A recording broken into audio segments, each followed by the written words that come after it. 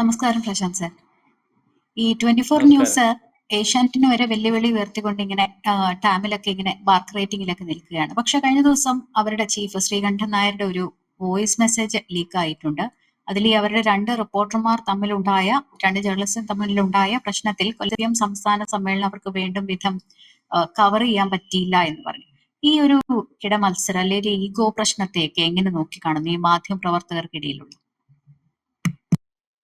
അതിനകത്ത് അദ്ദേഹത്തിന്റെ വോയിസ് ഞാൻ കേട്ടായിരുന്നു. കേട്ടപ്പോ അദ്ദേഹം പറയുന്നത് നിങ്ങൾ തമ്മിലുള്ള ഈഗോ കൊണ്ട് ഈ ചാനൽ റേറ്റിംഗ് പറയുന്നു, അല്ലെങ്കിൽ ചാനൽ ഇല്ലായ്മ ചെയ്തു പോകുന്ന ഒരു അവസ്ഥയുണ്ട് എന്നാ പുള്ളി പറയുന്നത്. അത് ഞാൻ അനുവദിക്കത്തില്ല. ഇതുവരെ ഞാൻ ചില ഇളവുകളൊക്കെ ചെയ്തു തന്നിട്ടുണ്ട്. ഇനി അത് ഉണ്ടാവുന്ന ഒരു അവസ്ഥയില്ല. കാരണം ഇങ്ങനെ പോകുന്നത് ഈ ചാനലിനെ ബാധിക്കുന്ന ഒരു വിഷയമാണ്, അല്ലെങ്കിൽ റേറ്റിംഗിനെ ബാധിക്കുന്ന ഒരു വിഷയമാണ്. അപ്പൊ അതിനകത്ത് ശ്രീകണ്ഠൻ നായർ പറയുന്ന ഒരു പ്രധാനപ്പെട്ട പോയിന്റ് എന്ന് പറഞ്ഞാല്, പാർട്ടിയിൽ നിന്ന് പദവികളിൽ നിന്ന് ഒഴിവാക്കിയിട്ട് ഇറങ്ങി വരുന്ന ബാലൻചേട്ടൻ കരയുന്നത് റിപ്പോർട്ടർ നല്ല കരച്ചിലായിട്ട് റിപ്പോർട്ട് ചെയ്തു. നമുക്ക് ആ കരച്ചിൽ നമുക്ക് വേണ്ടപ്പെട്ടവൻ അടുത്ത് നിന്നൊക്കെ പോലും അതിന്റെ അവസ്ഥയിൽ ആ കരച്ചിൽ റിപ്പോർട്ട് ചെയ്യാൻ പറ്റിയില്ല. പുള്ളി പറയുന്ന ഉദാഹരണം. അതുപോലെ തന്നെ ഇവർ തമ്മിലുള്ള മത്സരത്തിനകത്ത് നിന്നുകൊണ്ട് അതിനകത്ത് നിന്ന് പല കാര്യങ്ങളും വ്യത്യസ്തമായിട്ടുള്ളെങ്കിൽ വെറൈറ്റി ആയിട്ടുള്ള ആൾക്കാർ കൗതുകം ഉണർത്തുന്ന രീതിയിലുള്ള പല കാര്യങ്ങളും റിപ്പോർട്ട് ചെയ്യാൻ പറ്റിയില്ല. അതുകൊണ്ട് തന്നെ ഇപ്പൊ പറയുന്ന ആ നമ്മുടെ റിപ്പോർട്ടർ ചാനലാണ് ഇവരെക്കാട്ടി മുൻപിൽ. എനിക്ക് തോന്നുന്നു റേറ്റിംഗിന്റെ കാര്യത്തിൽ ഇപ്പൊ റിപ്പോർട്ടർ ചാനൽ 24-നെക്കാട്ടി മുൻപിലാണ്. ഇതിൽ നമ്മൾ മനസ്സിലാക്കേണ്ട ഒരു കാര്യം എന്ന് പറഞ്ഞാൽ മത്സരം നല്ലതാണ്. അതെ, ഒരു പക്ഷേ ഗോസിപ്പ് വാർത്തകളാവാതെ നല്ല വാർത്തകൾക്ക് വേണ്ടി ആവുന്നതല്ലേ ആവേണ്ടത്. പക്ഷെ അങ്ങനെയല്ലല്ലോ ഇപ്പൊ കണ്ടുകൊണ്ടിരിക്കുന്നത്. റിപ്പോർട്ടർ ചാനലിൽ ഇപ്പം ഈ മയക്കുമരുന്നിനെതിരെയുള്ള ഒരു പരിപാടിയുമായിട്ട് അരുൺകുമാർ നല്ല റിപ്പോർട്ടർ ചാനൽ ഇറങ്ങുന്നുണ്ട്. അത് നല്ലൊരു പരിപാടി. ഇപ്പൊ 24ഉം അതിന്റെ ഭാഗമായിട്ട് ഇറങ്ങുന്നുണ്ട്. അപ്പൊ ആ രീതിയിലുള്ള മത്സരങ്ങൾ നല്ലതാണ്. പക്ഷെ അതിനു മുമ്പ് നമ്മൾ മനസ്സിലാക്കേണ്ട ഒരു കാര്യം എന്ന് പറഞ്ഞാൽ റിപ്പോർട്ടർ ചാനൽ ഇതുപോലെ റേറ്റിംഗ് വർദ്ധിപ്പിക്കുന്നതിന് വേണ്ടി അർജുന്റെ ലോറി, അതിനകത്തെ കഥകൾ, അതിനുശേഷം ഒരു ചാനലിനെ എങ്ങനെയൊക്കെ മോശമാക്കി എടുക്കാം എന്നതിന് ഉദാഹരണമായിരുന്നല്ലോ ഒരു സ്ത്രീയെ കൊണ്ട് ഒരു പോലീസ് ഓഫീസർ, നിങ്ങൾക്കറിയാം, ഒരു SP, ഒരു DYSP, ഒരു സർക്കിൾ ഇൻസ്പെക്ടർ എന്നിവർക്കെതിരെ റിപ്പോർട്ടർ ചാനലിന്റെ തടിവെട്ട് കേസുമായിട്ട് ബന്ധപ്പെട്ട് വളരെ കൃത്യമായിട്ട് കേസെടുത്ത് അതിന്റെ സത്യാവസ്ഥ വെളിയിൽ കൊണ്ടുവന്ന നേരെ അല്ലെങ്കിൽ സത്യസന്ധരായ ഉദ്യോഗസ്ഥനെ കുരുക്കുന്നതിന് വേണ്ടി ഒരു ചാനലിനെ എങ്ങനെ ഉപയോഗിക്കാം എന്ന് ഉള്ള രീതി നമ്മൾ കണ്ടതാണ്. നമ്മൾ കൗതുകത്തോടു കൂടി കണ്ടു. ഒരു നിമിഷമെങ്കിലും അല്ലെങ്കിൽ ഒരു 12 മണിക്കൂറെങ്കിലും ഇത്തരത്തിലുള്ള പോലീസ് ഉദ്യോഗസ്ഥന്മാരാണോ ഇവിടെ ഉള്ളത്, അല്ലെങ്കിൽ പോലീസ് സ്റ്റേഷനിൽ ഒരു സ്ത്രീക്ക് പോകാനൊക്കുമോ? SP ഉൾപ്പെടെ ഉള്ളവർ, അല്ലെങ്കിൽ സർക്കിൾ ഇൻസ്പെക്ടർ, DYSP ഉൾപ്പെടെ ഉള്ളവർ ഇതുപോലെ പരാതിയുമായിട്ട് ചെയ്യുന്നവരെ മാനഭംഗപ്പെടുത്തുന്നതല്ലേ? ഇത് ഒരു കേസല്ലേ വെളിയിൽ വരുന്നുള്ളൂ. അവർ ധൈര്യമുള്ളത് കൊണ്ടായിരിക്കുമല്ലോ അത് വെളിയിൽ വന്നത്. ഇതുപോലെ എത്ര കേസുകൾ കേരളത്തിൽ നടക്കുന്നുണ്ടാവും. ഈ രീതിയിൽ ചിത്രീകരിക്കാനും ഈ ചാനലുകൾ കഴിയും. ആ വാർത്തയ്ക്കാണ് ഏറ്റവും കൂടുതൽ വ്യൂവേഴ്സ് ഉള്ളത്. അപ്പൊ വാർത്തകൾ വാസ്തവമില്ലാത്തതും ഗോസിപ്പ് വാർത്തകളും പ്രചരിപ്പിക്കുന്നതിന് ഇന്ന് കേരളത്തിലെ മാധ്യമങ്ങൾ മത്സരിക്കുന്നുണ്ട്. അതുപോലെ തന്നെ വേറെ കാര്യം ശ്രദ്ധിച്ചു, നമ്മുടെ പത്രങ്ങൾ ഉൾപ്പെടെ, മെയിൻ പത്രങ്ങൾ ഉൾപ്പെടെ രാജ്യത്തിന്റെ ഡെവലപ്മെന്റ്സിന്റെ വാർത്തയല്ലല്ലോ എഴുത്ത് അല്ലെങ്കിൽ പത്രങ്ങളിൽ വരുന്നത്, ചാനലുകളിൽ വരുന്നത്. നമുക്ക് ആവശ്യം എന്താണെന്നറിയോ? ആരെങ്കിലും കൊല്ലുന്നത്, അല്ലെങ്കിൽ മതവിദ്വേഷം പറയുന്നത്, സ്ത്രീകളെ ബലാത്സംഗം ചെയ്യുന്നത്, കൊലപാതകം നടക്കുന്നത്, ഇത്തരത്തിലുള്ള വാർത്തകളെ ശ്രദ്ധിക്കാൻ സമയമുള്ളൂ. ബാക്കിയുള്ള വാർത്ത നമ്മൾ നോക്കിയാൽ നമ്മള് ഒരു ആധികാരികതയുള്ള, കൂടുതൽ വ്യക്തതയുള്ള, അല്ലെങ്കിൽ രാജ്യത്തിനകത്ത് ഉള്ള വാർത്ത. ഇന്നലെ തന്നെ നമ്മൾ സ്റ്റാർലിങ്കിന്റെ ഒരു വാർത്ത ഇട്ടു. അതിനകത്ത് വേറെ വാർത്ത കയറുന്നത്. ആ വാർത്ത കാണുന്നതിന് എത്ര പേര് താല്പര്യം പ്രകടിപ്പിച്ചു. അതേസമയം വാർത്തയ്ക്കകത്ത് ചില വാർത്തകൾ നമുക്ക് യുദ്ധമാണെങ്കിലും മറ്റു പ്രശ്നമാണെങ്കിലും ആർക്കെങ്കിലും പ്രശ്നം ഉണ്ടായാൽ മതി, അതിനകത്ത് കുഴപ്പമൊന്നുമില്ല. ആർക്കാ പ്രശ്നം ഉണ്ടായെന്ന് കണ്ടിട്ട് അത് ആസ്വദിക്കുന്ന ഒരു മാനസികാവസ്ഥ കൂടുതലുള്ള ആൾക്കാരാണ് കേരളത്തിൽ കൂടുതൽ എന്നുള്ള രീതി വരുന്നത്. ഇപ്പൊ അമാസകാരം 10 പേരും ചത്താലും കുഴപ്പമില്ല, ആരെങ്കിലും ചത്ത് കിട്ടിയാൽ ആ വാർത്ത കേൾക്കാൻ ഒരു കൗതുകമുണ്ട്, അതിനകത്തൊരു ആശ്ചര്യമുണ്ട്. അപ്പൊ ഇത്തരത്തിലുള്ള വാർത്തകൾക്കകത്ത് മത്സരം ഉണ്ടാക്കും. അല്ലെങ്കിൽ ഇപ്പൊ ശ്രദ്ധിച്ച കാര്യം മനസ്സിലായി, ബാലൻ കരഞ്ഞു, അത് റിപ്പോർട്ട് ചെയ്തു. ബാലന്റെ കരച്ചിലിനകത്തൊരു കാര്യമുണ്ട്. അപ്പൊ എവിടെ കരയുന്നു, എവിടെ പ്രശ്നമുണ്ട്? അപ്പൊ CPM-നകത്ത് പ്രശ്നമുണ്ടല്ലോ, ബാലനെ ഒഴിവാക്കാം, ബാലനെ ഒഴിവാക്കിയത് ശരിയാണോ? ബാലൻ ഇത്രയും നാളും ത്യാഗം സഹിച്ചില്ല. ആ 75 വയസ്സെന്നുള്ള മാനദണ്ഡം വെച്ചോണ്ടല്ലേ, മരിക്കും വരെ അങ്ങ് ഇരുന്നോട്ടെന്നുള്ള മാനദണ്ഡം ഉണ്ടായിരുന്നെങ്കിൽ നടക്കത്തില്ല. അപ്പൊ അതിനകത്തൊരു ചർച്ച. അപ്പൊ വൈകിട്ട് ഈ രീതിയിൽ അർത്ഥമില്ലാത്ത കാര്യങ്ങൾ, അല്ലെങ്കിൽ ഈ രീതിയിലുള്ള വാർത്തകൾ കൊണ്ടുവരുന്നതിനകത്ത് റിപ്പോർട്ടറിന്റെ അത്രയും വരുന്നില്ല 24 എന്നാണ് പുള്ളി പറയുന്നത്. അപ്പൊ പുള്ളിക്കകത്ത് ഞാനീ പറഞ്ഞത്, അതിനകത്ത് ഈ മാധ്യമ പ്രവർത്തകർക്കകത്ത് ഈഗോ, അല്ലെങ്കിൽ അതിനകത്ത് കോഴിക്കോട് ബ്യൂറോ ചീഫ് ധർമ്മടമെന്നോ അല്ല Thiruvananthapuram bureau chief, Deepak Sreejith. Dharmadam. Yes.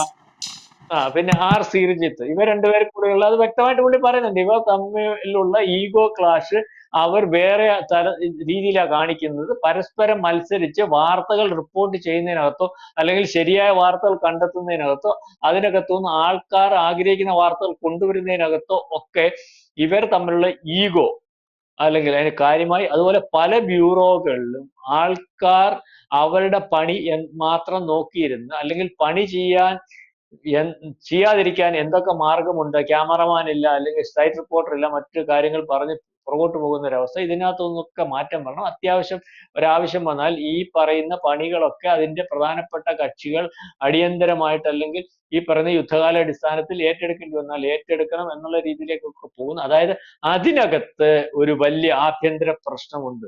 ആ ആഭ്യന്തര പ്രശ്നം എന്ന് പറയുമ്പോൾ അത് ഈ പറയുന്ന തൊഴിലാളികൾ തമ്മിലുള്ള പ്രശ്നമാണ്. ഈ തൊഴിലാളികൾ തമ്മിലുള്ള പ്രശ്നത്തിന്റെ പുറകിലാണെങ്കിലും ഇവർക്ക് റേറ്റിംഗിന്റെ കാര്യത്തിൽ ഒരുപക്ഷെ മുന്നിൽ വരാൻ സാധിക്കാത്ത ഒരു അവസ്ഥയുണ്ട്.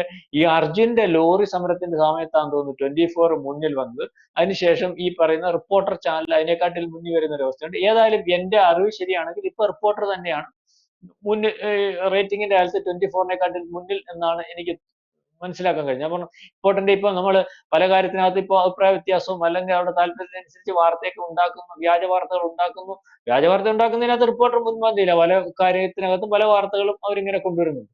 ആ മുൻപന്തിയിലാണെങ്കിൽ ഇപ്പൊ അവർ ഏറ്റെടുത്തിരിക്കുന്ന ഒരു ക്യാമ്പയിൻ ഉണ്ടല്ലോ, അതിനകത്ത് അരുണ് ഈ പറയുന്ന പലവട്ടം നമ്മൾ അരുണിനെ ക്രിട്ടിസൈസ് ചെയ്തിട്ടില്ല. ഇപ്പൊ നമ്മുടെ ഈ മയക്കുമരുന്നിനെതിരെ ഏറ്റെടുത്തിരിക്കുന്ന ഒരു ക്യാമ്പയിൻ. അപ്പൊ ആ റിപ്പോർട്ടർ അത് വളരെ വൃത്തിയായിട്ട് കേട്ടോ, അല്ലെങ്കിൽ അത് ജനങ്ങൾക്ക് ഏറ്റവും സുതാര്യമായിട്ട്, അല്ലെങ്കിൽ ജനങ്ങളുടെ അഭിപ്രായം പറയുന്ന രീതിയിൽ ജനങ്ങളുടെ ഇടയിലേക്ക് ഇറങ്ങിച്ചെന്ന് അതിന്റെ കുഴപ്പങ്ങൾ കണ്ടുപിടിച്ച് അതിനകത്തൊരു വലിയ ബോധവൽക്കരണം നടത്തി മുന്നോട്ട് പോകുന്നതിന് വേണ്ടിയുള്ള ഒരു നല്ല ശ്രമം അതിനകത്ത് റിപ്പോർട്ടർ ചാനൽ നടത്തുന്നുണ്ട്. അതിന്റെ ഭാഗമായിട്ട് എനിക്ക് തോന്നുന്നു ഇപ്പം അതേ രീതിയിലുള്ള അല്ലെങ്കിൽ ജനങ്ങൾക്കകത്തുനിന്ന് ഓരോ വിഷയത്തിനകത്തും അഭിപ്രായം പറയിക്കുകയും അല്ലെങ്കിൽ ജനങ്ങളുടെ അഭിപ്രായം കേൾക്കുകയും ഒക്കെ ചെയ്യുന്ന വേറെ പരിപാടിയുമായിട്ട് ഈ പറയുന്ന 24-ഉം വരുന്നുണ്ട്. അപ്പം നമ്മൾ ഈ മാധ്യമപ്രവർത്തനം എന്ന് പറഞ്ഞാൽ അത് നാടിന് ഗുണമുണ്ടാകുന്ന രീതിയിലേക്ക് പറഞ്ഞു. ഇതിനകത്ത് ഒരു ബിസിനസ് ആയിട്ട് ഇപ്പോൾ വരുന്നത് കൊണ്ട് ചാനലിലെ റേറ്റിംഗും അല്ലെങ്കിൽ വാർത്തകളുടെ കാര്യത്തിലും ഒക്കെ ഈ മത്സര ബുദ്ധിയുണ്ട്. അത് നല്ല വാർത്തകളാകുന്നതിനും പിന്നെ മാത്രമല്ല ഇവരൊക്കെ വിചാരിച്ചാൽ ഈ പറയുന്ന ഇവരാണ് ഈ സംസ്കാരം നമ്മളുടെ ഈ മാധ്യമ ചാനലിന്റെ ഭാഗത്തുനിന്നും പത്രത്തിന്റെ ഭാഗത്തുനിന്നും ഒക്കെ ആൾക്കാർ ഉണ്ടാക്കിയെടുത്തു. കാരണം ഇവർ കൊടുക്കുന്ന വാർത്ത നിരന്തരം വായിച്ച് അതിന് അഡിക്ഷനായി. അപ്പൊ ഇവർ കൊടുക്കുന്ന വാർത്ത നിരന്തരം ഇതുപോലെ കൊലപാതക രാഷ്ട്രീയം, അടിപിടി രാഷ്ട്രീയം, മറ്റു രാഷ്ട്രീയം ഒക്കെ ആവുമ്പോൾ അതിനകത്തായി ആൾക്കാരുടെ ടേസ്റ്റ്, അപ്പൊ അതിനകത്തായി ആൾക്കാരുടെ കാര്യങ്ങൾ. ആ ഒരു വാർത്തയ്ക്കുള്ള ഒരു പ്രത്യേകത രഞ്ജിനിക്കറിയാം. ഇപ്പൊ ഈ ഒരു അടിപിടിയും ഒരു കൊലപാതകവും ഒക്കെ അന്ന് തെറ്റായിട്ട് റിപ്പോർട്ട് ചെയ്താലും അത് പിന്നെ വലിയ കുഴപ്പമില്ല, ചോദ്യം വരുന്നില്ല. പക്ഷെ രാജ്യത്തിന്റെ പുരോഗതിയിൽ ഊന്നുന്ന ഒരു കാര്യവും അല്ലെങ്കിൽ അത്തരത്തിലുള്ള കാര്യത്തിനകത്ത് കൂടുതൽ പഠിക്കേണ്ടതായിട്ടുണ്ട്, ആഴത്തിൽ ഇറങ്ങിച്ചെല്ലേണ്ടതായിട്ടുണ്ട്. ചുമ്മാതിരുന്ന കാര്യം പറയാൻ പറ്റത്തില്ല. ഇപ്പം ഒരു രാജ്യം വികസിപ്പിച്ചെടുക്കുന്ന ഒരു മിസൈലിന്റെ കാര്യമാണെങ്കിൽ അതിനകത്ത് വ്യക്തത വരുത്തി പറയണം, അതിനെപ്പറ്റി കുറെ ഡീറ്റെയിൽ ആയിട്ടാണ്. അപ്പം ഇവരും നോക്കുന്നത് വാർത്തകൾ പെട്ടെന്ന് ഉണ്ടാക്കുന്നതിന് വേണ്ടി, മെനക്കെടാതെ വാർത്തകൾ ഉണ്ടാക്കുന്നതിന് വേണ്ടി, ജോലി ചെയ്യാതെ വാർത്തകൾ ഉണ്ടാക്കുന്നതിന് വേണ്ടി. ഇപ്പൊ ഒരു കള്ളുകൂടിയൻ റോഡിൽ നിന്ന് അടി ഉണ്ടാക്കുന്ന വാർത്ത റിപ്പോർട്ട് ചെയ്യുന്നതിന് കാര്യമൊന്നുമില്ല. കള്ളുകൂടിയൻ ഇങ്ങനെ അടി ഉണ്ടായിക്കൊണ്ടിരിക്കുന്നു, അത് ആ കള്ളുകൂടിയൻ അവിടെ നിൽക്കുന്നു, ഷാപ്പിൽ നിന്നിറങ്ങിയ വേറെ കള്ളുകൂടിയൻ അടിച്ചു എന്ന് പറയുന്ന പോലെ ഇപ്പൊ നമ്മളിപ്പോ മിസൈൽ വിടുന്ന കാര്യം പറയാനൊക്കത്തില്ല. മിസൈൽ വിടുന്ന കാര്യം അല്ലെങ്കിൽ ശ്രീഹരിക്കോട്ടയിലെ വിഷയങ്ങൾക്കകത്ത് അതിന്റെ ഭാഗമായിട്ടും അല്ലെങ്കിൽ അതിനകത്ത് എന്താണ് ചെയ്യുന്നത് അതിന് വ്യക്തത വരുത്തി പറയണം, അല്ലെങ്കിൽ അതിനകത്ത് വലിയ ഫ്ലോപ്പ് ഉണ്ടാവും. അപ്പം അതുകൊണ്ട് തന്നെ ഇത്തരത്തിലുള്ള പ്രേക്ഷകരെ സൃഷ്ടിച്ചതിനകത്ത് വലിയൊരു പങ്ക് ഈ ദൃശ്യമാധ്യമങ്ങൾക്കും എഴുത്ത് മാധ്യമങ്ങൾക്കും ഉണ്ട്. ഈ കേരളത്തിൽ പ്രേക്ഷകർ ഇഷ്ടപ്പെടുന്ന വാർത്ത മോശം വാർത്തകളാകുന്നു, കൊലപാതകത്തിന്റെ വാർത്തകളാകുന്നു, പീഡനത്തിന്റെ വാർത്തകളാകുന്നു, യുദ്ധത്തിന്റെ വാർത്തകളാകുന്നതിനകത്തൊക്കെ അതിനകത്ത് താല്പര്യം കൂടുന്നതിനും പ്രേക്ഷകർ കൂടുന്നതിനും വ്യൂവേഴ്സ് കൂടുന്നതിനും കാരണം അത്തരത്തിലുള്ള വാർത്തകൾ സൃഷ്ടിക്കുന്നതിനകത്ത് ഇതുപോലെയുള്ള ചാനലുകൾക്കും അല്ലെങ്കിൽ എഴുത്ത് മാധ്യമങ്ങൾക്കും ഒക്കെ പങ്കുണ്ട്. അപ്പൊ അതിൽ നിന്നൊരു വ്യത്യാസം വരുത്തി നിങ്ങൾ ഈ പറയുന്ന മാധ്യമം ലോകത്തെ നിയന്ത്രിച്ചിട്ടുണ്ട്, അല്ലെങ്കിൽ നമ്മുടെ രാജ്യത്തിനകത്ത് പല മാറ്റങ്ങളും വരുത്തിയിട്ടുണ്ട്. അതുകൊണ്ടാണ് മാധ്യമം ഒരു 4-ാം തൂണെന്ന് പറയുന്നത്. അപ്പൊ ഈ മാധ്യമങ്ങൾ അവരുടെ ജോലി, അവരുടെ കർമ്മം വളരെ കൃത്യമായിട്ട് ചെയ്ത് അവരെ കൊണ്ട് രൂപപ്പെടുത്തിയെടുക്കാൻ പറ്റുന്ന ഒരു നല്ല സമൂഹത്തെ, ഇപ്പം ഒരു ഏറ്റവും വലിയൊരു വിപത്തിനെതിരെ ഈ 2 ചാനലുകൾ അല്ലെങ്കിൽ എല്ലാ ചാനലിലും ഒരുപോലെ വർത്താനം പറയുന്ന ഒരു അവസ്ഥയുണ്ട്. 2 ചാനലുകൾ അതൊരു പ്രത്യേക വിഷയമാക്കി ഏറ്റെടുത്ത് അതിന്റെ പുറകെ നിൽക്കുന്നുണ്ട്. അതൊക്കെ നല്ല കാര്യങ്ങളാണ്. അതുപോലെ ഓരോ കാര്യത്തിനകത്തും നല്ല കാര്യത്തിനകത്ത് ഒരു തിരുത്തൽ വരുത്തി ഒരു രാജ്യത്തെ നമ്മുടെ രാജ്യമെന്ന് കണ്ട് അതിനെ നിറയിലെത്തിക്കുന്നതിന് വേണ്ടിയുള്ള പ്രവർത്തനവും നല്ല കാര്യത്തിന് വേണ്ടിയുള്ള പ്രവർത്തനത്തിനും വേണ്ടിയാകട്ടെ, ഇപ്പൊ ഇദ്ദേഹം പറഞ്ഞത്, ശ്രീകണ്ഠൻ നായർ പറഞ്ഞത്, അദ്ദേഹം വളരെ ആത്മാർത്ഥമായിട്ട് ജോലിയെടുക്കുന്ന ഒരു മനുഷ്യനാണ്. അദ്ദേഹത്തിന്റെ ചാനൽ നിറയിലെത്തിക്കണമെന്നുള്ള താല്പര്യമുണ്ട്. അതിനകത്തുള്ള പ്രശ്നം വെച്ച് പറഞ്ഞാണ്, അതിൽ നിന്നാണ് നമ്മൾ ഈ ചാനലിനകത്ത് നടക്കുന്ന വിഷയങ്ങളെ പറ്റി വിശാലമായിട്ട് പറഞ്ഞത്. ഏതായാലും 24-നകത്തെ പ്രശ്നങ്ങൾ ശ്രീകണ്ഠൻ നായർ നിയന്ത്രിക്കട്ടെ, അല്ലെങ്കിൽ കറക്റ്റ് ചെയ്യട്ടെ. ചാനലുകൾ അവരുടെ ജോലി സമൂഹത്തിന് വേണ്ടി കൃത്യമായിട്ട് നേരാവണ്ണം ചെയ്താൽ സമൂഹത്തിനെ ഒത്തിരി തിരുത്താൻ ചാനലുകൾക്ക് കഴിയും എന്ന് തന്നെയാണ് വിചാരിക്കുന്നത്. അങ്ങനെ തന്നെയാണ് അതിന്റെ വാസ്തവം.